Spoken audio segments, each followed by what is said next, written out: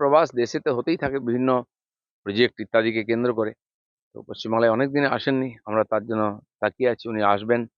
পশ্চিমবাংলার পরিস্থিতি পরিবর্তন চাইছে মানুষ, এখানেও মোদিরাজ হোক, এখানকার মানুষ চাইছেন।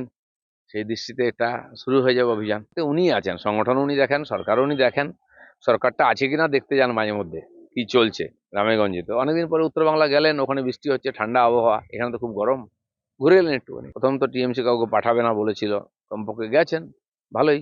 তিনি যুবনেতা, তার অভিজ্ঞতা বাড়ুক, ভারত যেটা চাইছে বিশ্বের সামনে তুলে ধরতে।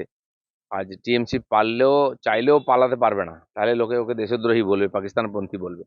আর আমি শুনলাম নতুন একটা ফান্ডা শুরু করেছেন ওনারা, যেখানে কাশ্মীরে নাকি গুলিগোলা চলেছে, সেখানে নাকি তাদের এমপিরা যাবেন।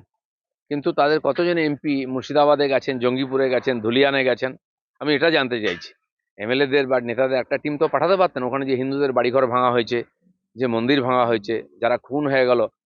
মমতা ব্যানার্জি নিজেই অনেক দেরিতে গেছেন, সব এভিডেন্স নষ্ট করে দেওয়ার পরে। ওনার নেতারা এখান থেকে যাওয়া হচ্ছিল কলকাতার একটা টিম, তাহলে ওখানে হিন্দুরা ভাবতো যে হ্যাঁ, বাংলার লোকেরা আমাদের সঙ্গে আছে, সরকার আছে। ওখানকার যেই এমএলএরা এই গন্ডগোল করিয়েছে তারাই ওখানে চিৎকার চেঁচামেচি করে উত্তেজনা বাড়িয়েছে, টিএমসি অন্য নেতারা যাননি।